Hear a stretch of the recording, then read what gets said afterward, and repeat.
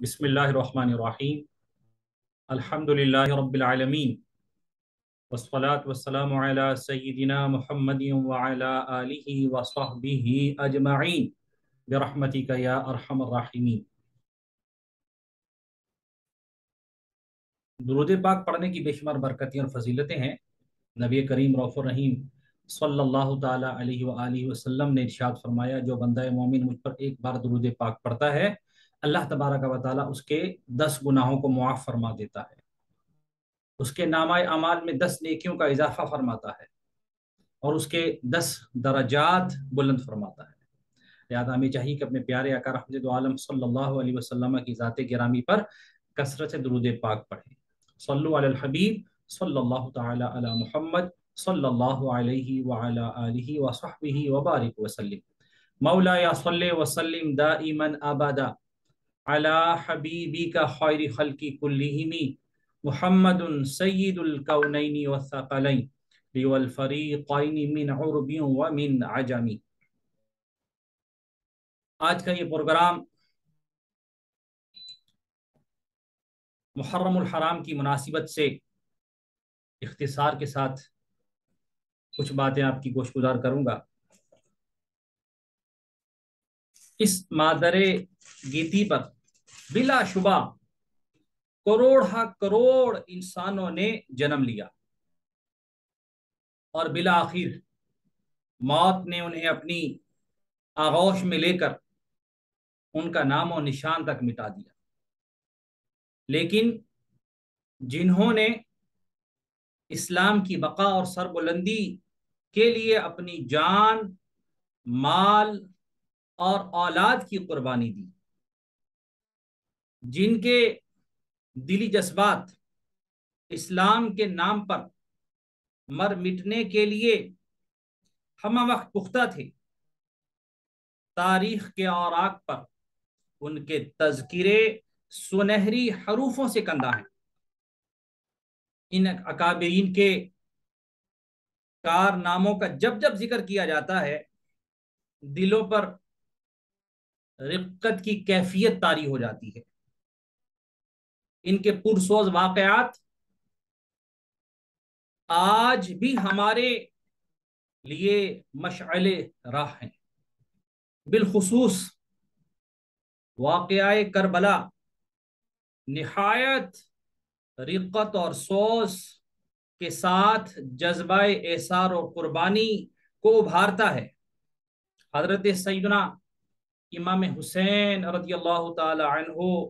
اور آپ کے رفقا رضی اللہ عنہم اجمعین نے جس شان کے ساتھ اپنی جانوں کے نذرانے پیش کیے، تاریخ ان کی مثال دینے سے قاصر ہے۔ ان نفوس قدسیہ نے اپنا سب کچھ لٹا کر باطل کے آگے سر نہ جھکایا، جان دینا گوارا فرما لیا، لیکن شوکت اسلام پر حرف نہ آیا۔ شہادت حسین اصل میں مرگ یزید ہے، اسلام زندہ ہوتا ہے ہر کربلا کے بعد۔ حضرت سیدنا امام حسین رضی اللہ تعالیٰ عنہ اور آپ کے بڑے بھائی حضرت سیدنا امام حسن رضی اللہ تعالیٰ عنہ، ان کے بارے میں نبی کریم رؤوف الرحیم صلی اللہ علیہ وسلم کی متعدد احادیث موجود ہیں۔ آقا کریم صلی اللہ تعالیٰ علیہ وآلہ وسلم نے انہیں نوجوانان جنت کا سردار فرمایا۔ پیارے آقا رحمت دو عالم صلی اللہ علیہ وسلم کی متعدد احادیث حضرت امام حسن رضی اللہ تعالیٰ عنہ اور حضرت سیدنا امام حسین رضی اللہ تعالیٰ عنہ کے بارے میں وارد۔ اللہ تبارک و تعالی ہم سب کو سید الشہداء حضرت سیدنا امام حسین رضی اللہ تعالیٰ عنہ کے نقش قدم پر چلنے کی توفیق مرحمت فرمائے۔ اہل بیت کی محبت ہمارے دلوں پر روز روشن کی طرح آیا موجود ہے، الحمدللہ۔ اسے پختگی کے ساتھ مرتے دم تک ثابت قدمی کے ساتھ ہم سب کو اس پر پورا اترنے کی توفیق مرحمت فرمائے۔ امام حسین رضی اللہ تعالیٰ عنہ، کیونکہ یہ واقعہ کربلا متعدد بار ہم نے علماء سے سنا ہوگا، پڑھا ہوگا، تو یہ تفصیل تو اس کی بہت زیادہ ہے، لیکن چیدہ چیدہ کچھ پوائنٹس آپ کی بارگاہ میں عرض کروں گا۔ حضرت امام حسین رضی اللہ تعالیٰ عنہ 4 شعبان المعظم، شعبان المعظم کی سن 4 ہجری کے اندر آپ کی ولادت ہوئی۔ حضرت امام حسین رضی اللہ تعالیٰ عنہ وہ عظیم ہستی کہ آقا کریم صلی اللہ تعالیٰ علیہ وسلم جب حالت سجدہ میں ہوتے اور یہ آپ صلی اللہ علیہ وسلم کے کمرے مبارک پر سوار ہو جاتے تو پیارے آقا رحمت دو عالم صلی اللہ تعالیٰ علیہ وسلم اپنے سجدے کو طویل فرما لیا کرتے تھے۔ ایک بار حضرت امام حسین رضی اللہ تعالیٰ عنہ آقا کریم صلی اللہ علیہ وسلم کی داہنے قدم مبارک پر پاؤں مبارک پر تشریف فرما تھے اور بائیں پر آپ صلی اللہ علیہ وسلم کے صاحبزادے حضرت سیدنا ابراہیم رضی اللہ تعالیٰ عنہ کہ جبریل امین علیہ الصلوۃ والسلام حاضر خدمت ہوئے اور عرض کیا رسول اللہ صلی اللہ علیہ وسلم اللہ تبارک و تعالیٰ ان دونوں کو آپ کے پاس نہیں رکھے گا، آپ ان دونوں میں کسی ایک کا انتخاب فرما لیجیے۔ پیارے آقا رحمت دو عالم صلی اللہ تعالیٰ علیہ وسلم نے حضرت امام حسین رضی اللہ تعالیٰ عنہ کو اپنے پاس رکھا اور آپ نے ان کا انتخاب فرمایا۔ اس واقعے کے 3 دن کے بعد حضرت سیدنا ابراہیم رضی اللہ تعالیٰ عنہ کا انتقال ہو گیا۔ نبی کریم صلی اللہ علیہ وسلم ان کے بارے میں ارشاد فرماتے حضرت امام حسین رضی اللہ تعالیٰ عنہ کے بارے میں کہ یہ میرا وہ بیٹا ہے جس کے بارے میں میں نے اپنے بیٹے کی قربانی دی۔ ایک روایت کے اندر موجود ہے حضرت ام سلمہ رضی اللہ تعالیٰ عنہ کے ہاں آقا کریم صلی اللہ علیہ وسلم جلوہ افروز تھے۔ آپ صلی اللہ تعالیٰ علیہ وسلم نے حضرت ام سلمہ رضی اللہ تعالیٰ عنہ سے فرمایا کہ کسی کو اندر مت آنے دیجیے گا۔ پیارے آقا رحمت عالم صلی اللہ علیہ وسلم کی بارگاہ کے اندر ایک ایسا فرشتہ حاضر خدمت ہوا جو پہلے کبھی حاضر نہیں ہوا تھا کہ تھوڑی دیر کے بعد حضرت امام حسین رضی اللہ تعالی عنہ بھاگتے ہوئے آقا کریم صلی اللہ علیہ وسلم کی گود میں جلوہ فروز ہوئے، تشریف فرما ہوئے۔ اس فرشتے نے عرض کیا رسول اللہ صلی اللہ علیہ وسلم آپ کی امت کے جو لوگ ہیں وہ آپ کے نواسے حضرت امام حسین رضی اللہ تعالیٰ عنہ کو شہید کر دیں گے۔ چنانچہ وہ فرشتہ جو ہے وہ اس جگہ کی مٹی آپ صلی اللہ علیہ وسلم کی بارگاہ میں لے کر حاصل ہوا۔ ایک روایت کے اندر ملتا ہے وہ ریت تھی، ایک روایت میں ملتا ہے کہ وہ کنکر تھے، ایک روایت میں ملتا ہے کہ وہ مٹی تھی۔ آپ صلی اللہ علیہ وسلم نے جب اس کو سونگھا تو اس سے فرمایا کہ اسے کرب و بلا کی بو آتی ہے۔ آپ صلی اللہ تعالیٰ علیہ وسلم نے وہ مٹی حضرت سیداتنا ام سلمہ رضی اللہ تعالیٰ عنہ کو عطا فرمائی اور فرمایا کہ جس دن یہ مٹی خون بن جائے تو سمجھ لینا کہ اس دن میرے حسین کو شہید کر دیا گیا ہے۔ حضرت امام حسین رضی اللہ تعالیٰ عنہ کی شہادت 61 سن ہجری میں 10 محرم الحرام کو ہوئی اور آپ کے کئی رفقا کی اس میں شہادتیں ہوئیں۔ اور خولی بن یزید وہ بدبخت تھا جس نے حضرت سیدنا امام حسین رضی اللہ تعالیٰ عنہ کو کے جو سر مبارک تھا اس کو جسم اقدس سے جدا کیا۔ وقت کا دھارا بڑا عجیب رہا کہ یزیدی اور یزید کا جو لشکر تھا یہ اقتدار کی خاطر، مال و دولت کی خاطر اہل بیت علیہم رضوان کے گھرانے پر حملہ آور ہوا اور اقتدار کے کچھ تقریباً 6 سال کے بعد ہی یزید اور یزید کے لشکر کا ایک بہت برا حال ہوا۔ مختار ثقفی نے چن چن کر جو ہے وہ یزیدیوں کو قتل کیا اور تقریباً 6 سال اور کچھ ماہ کا عرصہ گزرا تھا کہ یزید اور یزید کے ان لشکریوں کا وجود بھی نہیں تھا جنہوں نے حضرت امام حسین رضی اللہ تعالیٰ عنہ کے قافلے پر حملہ آور ہوئے تھے۔ حضرت امام حسین رضی اللہ تعالیٰ کی کئی کرامات بھی ملتی ہیں۔ ایک بار مصر کا جو بادشاہ تھا ملک ناصر، اس کے دربار کے اندر ایک شخص آیا اور کہنے لگا کہ فلاں شخص جو ہے وہ اس علاقے کے اندر ایک خزانہ دفن ہے، اس کے بارے میں جانتا ہے لیکن کسی کو بتاتا نہیں ہے۔ ملک ناصر نے اس شخص کو گرفتار کرنے کا حکم دیا کہ اسے کسی طرح راز اگلوایا جا سکے کہ آخر خزانہ کہاں دفن ہے۔ چنانچہ بادشاہ کے حکم پر اس کو گرفتار کیا گیا، اور بادشاہ نے اس کو تعذیب یعنی جو سزا دینے والا جو فرد تھا اس کی سپرد کر دیا کہ کسی بھی طرح اس کو مار کر یا کسی طرح اس کو اذیت دے کر اس سے راز اگلوایا جائے۔ چنانچہ جو سزا دینے والا شخص تھا اس نے ایک سزا تجویز کی، اور اس کے سر پر جو ہے خنافس اور قرمیز، یہ دو کیڑے ہیں۔ خنافس یہ گندگی کے اندر پیدا ہونے والا ایک چھوٹا سا کیڑا ہے، اور اس کے سر پر چھوٹے سے سینگ بھی ہوتے ہیں۔ اور قرمیز یہ چنے کے دانے کے برابر سرخ رنگ کا کیڑا ہوتا ہے، ریشم کی طرح۔ اس کو ان دونوں کیڑوں کو سر پر باندھ دیا جاتا تھا اور کپڑے سے لپیٹ دیا جاتا تھا، اور یہ سر میں کاٹتے تھے اور سوراخ کرتے تھے، اور جو شخص ہوتا جس کو سزا ملتی تھی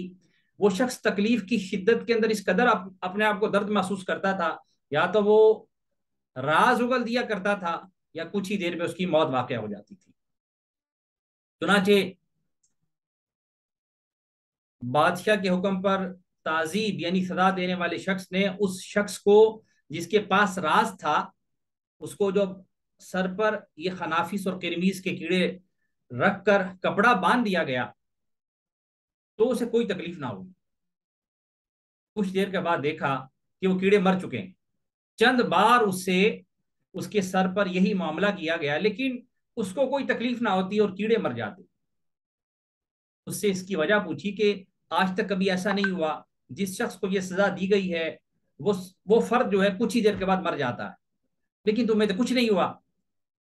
اس نے کہا کہ واقع کربلا کے بعد جب سید الشہداء حضرت سیدنا امام حسین رضی اللہ تعالیٰ عنہ کے سر مبارک کو مصر لایا گیا تھا، اس وقت میں نے عقیدت کی بنا پر سید الشہداء امام حسین رضی اللہ تعالیٰ عنہ کے سر مبارک کو اپنے سر پر تبرک کی نیت سے رکھا تھا، اور اس عمل کی وجہ سے سید الشہداء امام حسین رضی اللہ تعالیٰ عنہ کے سر مبارک کو اپنے اس گناہگار سر پر رکھنے کی برکت سے وہ خنافس اور قرمیز نامی جو کیڑے تھے وہ مر جاتے ہیں، لیکن الحمدللہ مجھے کوئی کسی چیز نے کوئی تکلیف نہیں دی اور میں کسی درد میں مبتلا نہیں ہوا۔ تو امام حسین رضی اللہ تعالیٰ عنہ کے واقعات تو بہت زیادہ ہیں۔ آپ کا واقعہ کربلا بھی ایک عقل مند اور شعور رکھنے والے شخص کو رلا دینے کے لیے کافی ہے کہ کس طرح سید الشہداء امام حسین رضی اللہ تعالیٰ عنہ اور آپ کے رفقا نے دین اسلام کے لیے قربانیاں دی، اور ہمارا اس دین اسلام کی ترویج کے لیے، ترقی کے لیے کیا عمل ہے، کیا ہماری کوششیں ہیں، کیا ہماری کاوشیں ہیں۔ آج ہمیں اپنے لیے غور کرنا ہے کہ آج ہم مسلمان تو ہیں، مسلمانوں کے گھرانوں میں پیدا بھی ہوئے، لیکن آج دین اسلام کے لیے ہماری کیا کاوشیں ہیں۔ ہم دین اسلام کو ترقی کی طرف جانے میں کن لوگوں کا ساتھ دیتے ہیں یا نہیں دیتے، بلکہ آج تو ہماری حالتیں یہ ہو چکی ہیں کہ اسلام کے اصول و ضوابط پر چلنا ہمیں دشوار محسوس ہوتا ہے۔ اللہ تبارک و تعالی اور اس کے حبیب صلی اللہ تعالی علیہ وسلم کے فرامین پر چلنا ہمیں مشکل محسوس ہوتا ہے، حالانکہ ایک مسلمان ہونے کی حیثیت سے ہم پر تو یہ لازم تھا ہم اللہ تبارک و تعالی اور اس کے حبیب صلی اللہ تعالی علیہ وسلم کے فرامین کو دل و جان سے نہ صرف مانتے بلکہ اپناتے، لیکن بدقسمتی ہے کہ آج ہم دین اسلام کی کئی چیزوں سے نا آشنا ہیں۔ اللہ کریم ہم سب کو علم نافع عطا فرمائے، اپنی آخرت کو سنوارنے کی توفیق مرحمت فرمائے، اپنی آخرت کی بہتری کے لیے اعمال صالحہ کا توشہ اکٹھا کرنے کی توفیق عطا فرمائے۔ محرم الحرام کا آغاز ہو چکا ہے، تو واقعہ کربلا جو کہ محرم الحرام کی 10 تاریخ کو ہوا، یہ عاشورہ کا جو دن، اس میں کچھ نیک اعمال کرنے کی نیت بھی فرما لیجیے، بالخصوص جو ہے وہ عاشورہ کے دن روزہ رکھنے کی نیت۔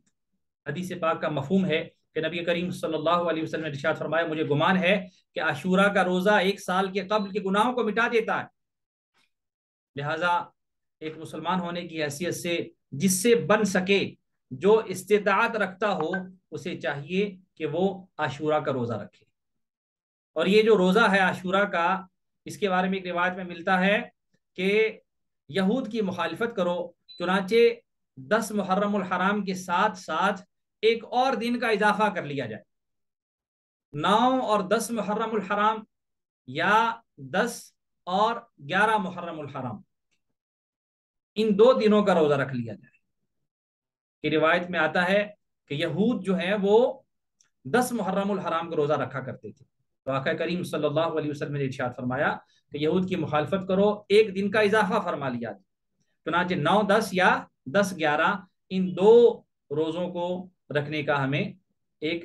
ثواب کا حکم دیا گیا کہ جو شخص ان 2 دنوں میں روزہ رکھے گا، 9 10 یا 10 11، تو یہ اس کے لیے باعث برکت رہے گا انشاءاللہ سب وجہ۔ اور مفتی احمد خنیمی رحمۃ اللہ تعالی علیہ فرماتے ہیں اس دن ہو سکے تو اچھا کھانا اپنے اہل خانہ کے لیے بنا کر، ہو سکے تو اس دن نیاز کی نیت سے حضرت سید الشہداء امام حسین رضی اللہ تعالیٰ عنہ کے صالح ثواب کے لیے کچھ نہ کچھ جو ہو سکے اپنی استطاعت میں اپنے اہل خانہ کے اندر اس کو